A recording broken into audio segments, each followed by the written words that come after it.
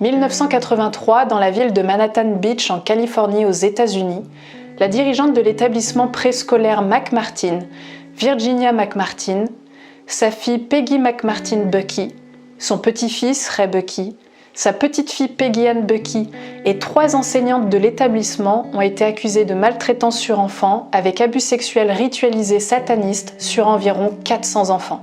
Dû à l'absence de preuves, les accusations ont été abandonnées en 1990, soit 7 ans après le début de l'affaire, ce qui lui a valu d'être le procès criminel le plus long et le plus cher de l'histoire des États-Unis.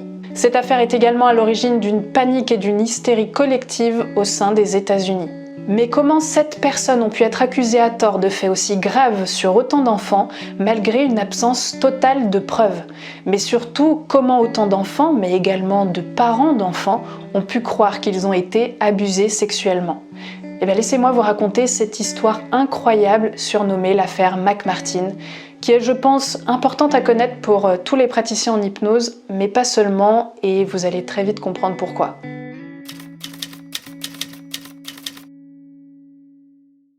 Mais commençons tout de suite par le point de départ de cette affaire McMartin. Nous sommes en 1983.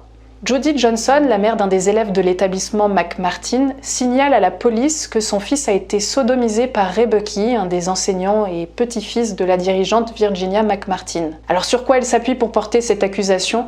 Eh bien c'est lorsque son fils a commencé à avoir des problèmes de transit intestinal. Elle affirme avoir retrouvé du sang dans la couche de son fils, ce qui l'a amené à en conclure qu'il avait été sodomisé. Mais au commissariat, elle a également des propos quand même très bizarres.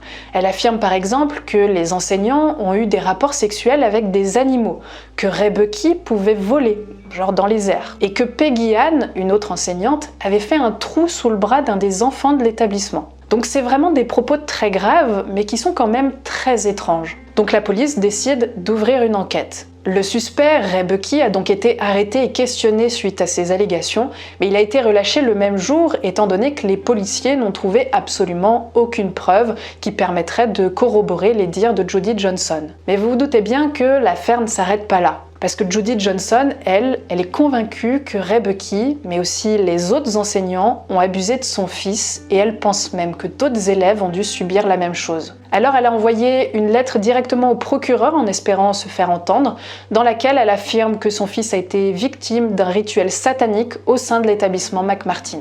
Donc les policiers continuent leur enquête. Après cette lettre au procureur, le 8 septembre 1983, la police décide d'envoyer une lettre à environ 200 parents d'élèves de l'établissement, dans laquelle il est indiqué qu'il est possible que leurs enfants aient été abusés et que Ray Bucky est le principal suspect. Dans cette lettre, les policiers invitent les parents à questionner leurs enfants pour essayer de démêler l'enquête. Et ils font la liste des possibles actes criminels qui auraient pu être réalisés sur leurs enfants, comme du sexe oral, des caresses sur les parties génitales, les fesses ou la poitrine, la sodomie, probablement commise sous le prétexte de vouloir prendre la température de l'enfant. Il est dit qu'il est possible également que des photos de leurs enfants complètement nus aient été prises. Et les policiers veulent savoir si leurs enfants ont déjà vu Ray Bucky partir seul avec un élève durant le temps de la sieste ou si Ray Bucky a déjà attaché un autre élève. Il est également demandé aux parents de rester discrets sur cette affaire, étant donné qu'elle est encore en cours, et qu'elle risquerait d'avoir un impact émotionnel très fort sur les habitants de la ville.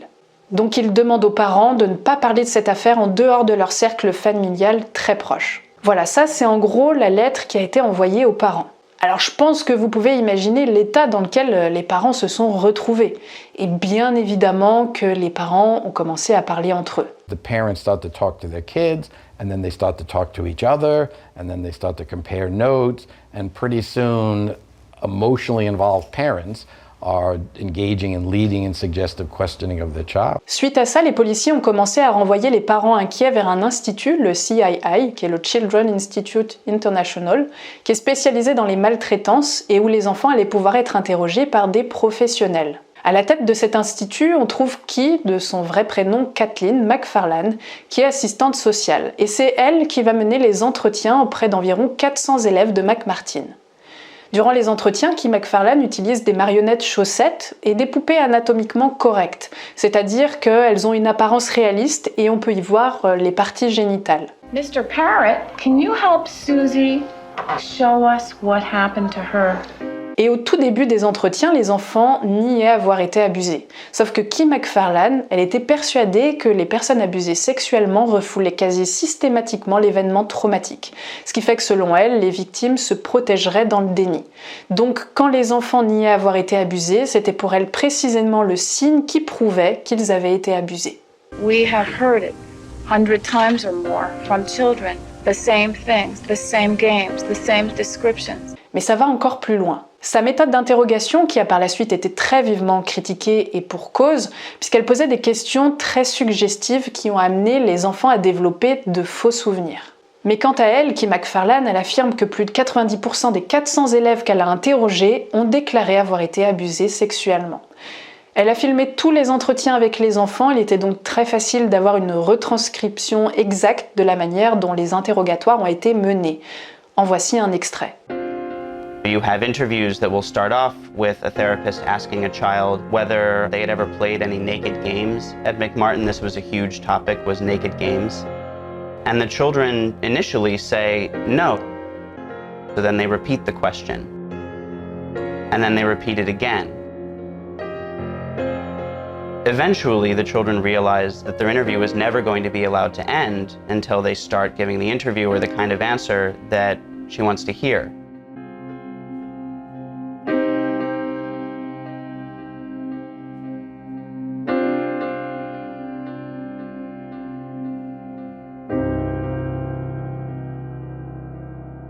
Et voici maintenant quelques histoires que les enfants ont créées. Les enfants ont déclaré avoir vu des sorcières voler et voyager en montgolfière. Ils ont décrit avoir été agressés par des groupes d'hommes et de femmes dans les toilettes publiques et dans des tunnels sous l'école. Un enfant a dit que Ray Bucky a coupé l'oreille d'un lapin et un autre enfant a dit qu'il devait boire le sang du lapin.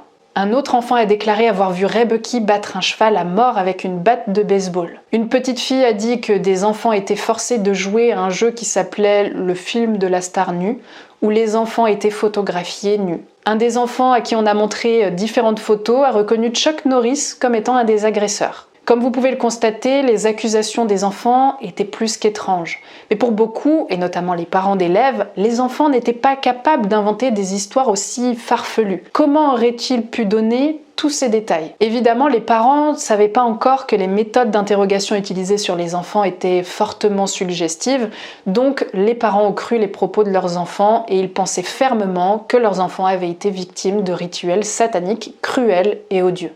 Wake up, America. This is your wake-up call. We believe the children because once upon a time, we were the children. And nobody believed us. La police a donc continué son enquête et elle n'a encore une fois trouvé absolument aucune preuve qui venait corroborer les propos des enfants. Aucune photo pédopornographique n'a été trouvée, aucune carcasse d'animaux sacrifiés n'a été trouvée, aucun liquide corporel n'a été trouvé. Et quant aux soi-disant tunnels sous l'école, des fouilles ont été effectuées et après excavation, ils ont effectivement détecté qu'il y avait un tunnel sous l'école. Mais c'était plus une sorte d'égout qui était là bien avant la construction de l'école. Ils ont retrouvé principalement des vieilles bouteilles des années 1930-1940, des vieilles boîtes de conserve, quelques os d'animaux, notamment des rats.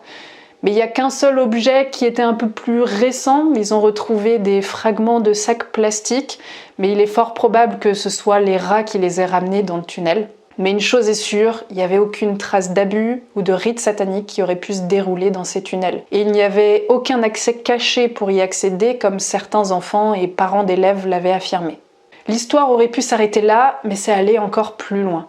Puisque cette affaire McMartin a été tellement médiatisée qu'il y a eu un vent de panique au niveau national et très rapidement, d'autres enseignants, d'autres écoles ont été accusés d'abus sexuels sur enfants ainsi que de rites sataniques. Un autre exemple assez connu aux États-Unis, c'est l'affaire Kelly Michaels. C'est une enseignante qui a été accusée d'avoir abusé sexuellement près de 19 enfants.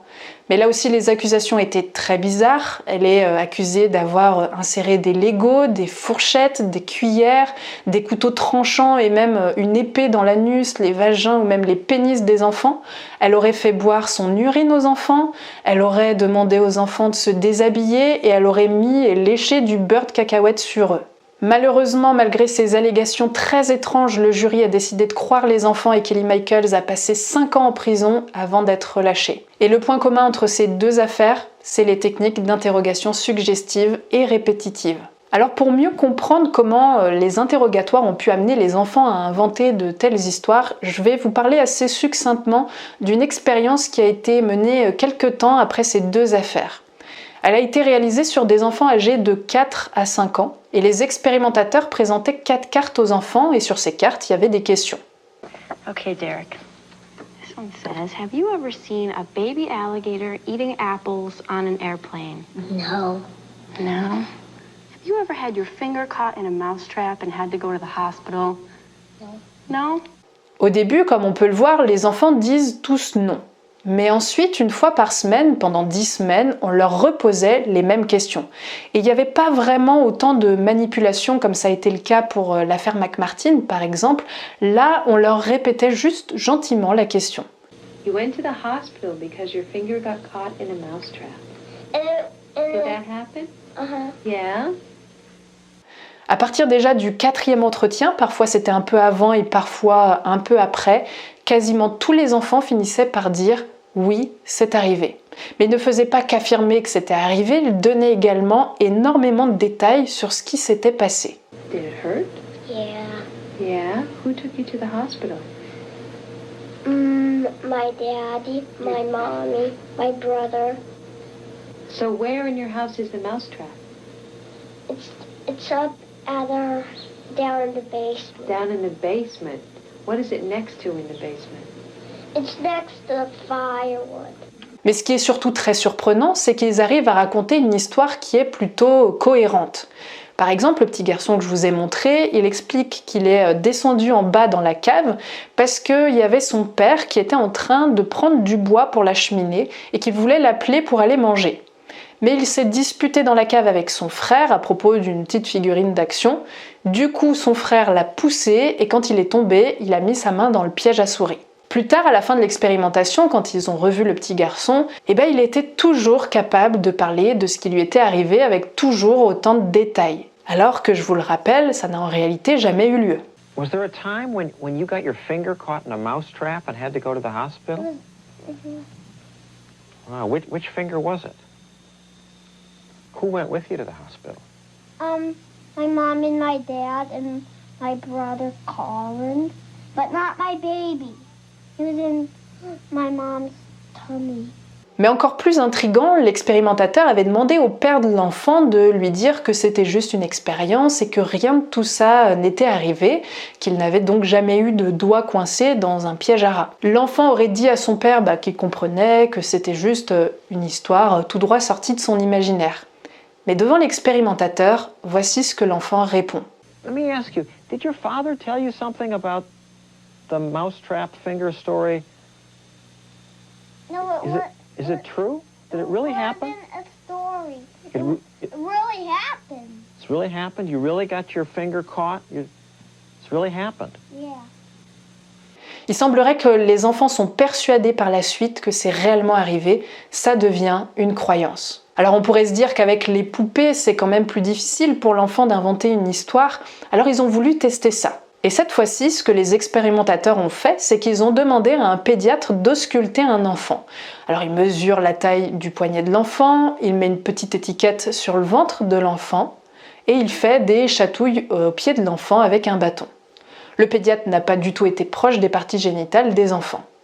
Mais juste après cette auscultation, l'expérimentatrice fait en sorte de poser une question suggestive. Can you show me on the doll how Dr. Emmett touched your vagina? He didn't. Comme à chaque fois, l'enfant commence par dire la vérité. Mais seulement quelques jours après, lorsque l'expérimentatrice demande comment s'est passé son rendez-vous avec le pédiatre, et avant même qu'elle amène la poupée, voici ce que fait l'enfant. Elle dit que le pédiatre a mis le ruban autour de son cou. He put that around your neck? Like that? So tight.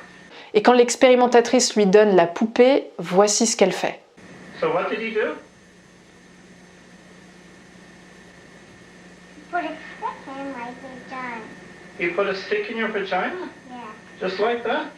Elle dit même qu'il a tapé avec un marteau sur le bâton. He looked where? My honey. He did look in your hiney?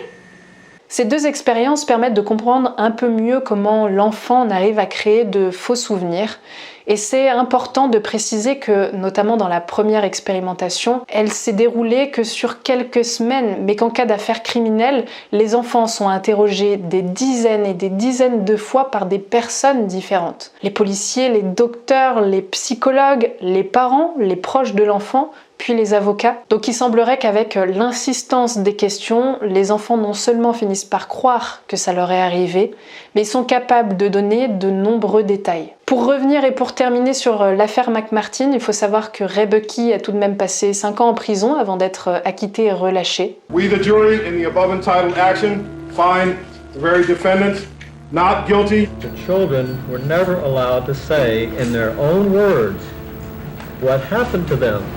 And to me, that was crucial. What do you want to do in your life? I want to be left alone. I've seen what the news media can do to people in a crowded situation, and I don't want to be in LA, and I want to be left alone. Simple life. Sa famille tout entière a été complètement anéantie. L'école a été détruite et est devenue une blanchisserie. De nombreux enfants sont ressortis traumatisés par toute cette affaire. Une partie des enfants ont avoué avoir menti et avoir voulu faire plaisir aux personnes qui leur demandaient ce qui s'était passé. D'autres enfants, mais aussi d'autres parents d'élèves sont encore aujourd'hui persuadés qu'il y a bien eu des abus. Donc on peut imaginer l'impact psychologique et les nombreuses répercussions que ça a eu sur tous ces enfants et leurs familles. Jody Johnson, la première maman à avoir déclaré que son fils a été abusé, souffrait en réalité de troubles psychotiques. Elle avait déjà été diagnostiquée et hospitalisée pour une schizophrénie paranoïde. On apprendra plus tard au cours de l'affaire qu'elle est décédée chez elle en 1986 suite à un problème d'alcoolisme. Quant à Kee McFarlane, l'assistante sociale qui a mené tous ces entretiens, elle défend toujours la manière dont elle a fait ces entretiens et elle ne pense pas qu'il y ait un lien avec les questions qu'elle a pu poser et les accusations que les enfants ont faites. En gros, elle est persuadée que les enfants ont dit la vérité et qu'elle n'y est pour rien, elle, dans toute cette histoire. Je vous mets dans la description le témoignage qu'elle a fait lors de l'enquête judiciaire si ça vous intéresse. En tout cas, cette affaire, bien qu'elle soit dramatique, elle aura apporté un nouvel éclairage sur la manière de mener un entretien. Grâce à ça, les policiers ont aussi revu leur technique d'interrogation et on a pu un peu mieux comprendre comment l'imaginaire des enfants pouvait mener à créer de vrais faux souvenirs. Évidemment, ça amène de nombreuses questions. On peut notamment se demander si d'autres personnes n'ont pas été injustement accusées de crimes qu'ils n'avaient pas commis. On peut aussi se demander combien d'enfants, encore aujourd'hui, pensent avoir été abusés alors que ce n'est peut-être pas le cas. Évidemment, ça me paraît logique, mais je préfère le préciser, les abus sexuels, les maltraitances sur enfants sont réels. Donc je ne dis absolument pas que les enfants qui pensent avoir été maltraités ne l'ont pas été. Malheureusement, il y a une réalité qu'on ne peut pas nier. Mais on ne peut pas nier non plus que parfois ces abus n'aient jamais eu lieu. En tout cas, en tant que thérapeute, ça m'a pas mal secoué cette affaire, je vais pas mentir. Ça me pousse à vraiment faire gaffe aux questions que je pose en consultation et à être vraiment prudente de la manière dont je les formule. Et encore plus lorsque la personne est sous hypnose, puisque tout repose sur les suggestions. Si vous voulez plus de contenu encore avec des tips et des astuces sur l'hypnose et plein d'autres choses encore, n'hésitez pas à rejoindre mon groupe Facebook. J'espère sinon que cette vidéo vous aura plu. Si c'est le cas, n'hésitez pas à la liker, à la commenter, à la partager autour de vous et à vous abonner à la chaîne si c'est pas déjà fait. Et comme à chaque fois, je vous dis à très vite.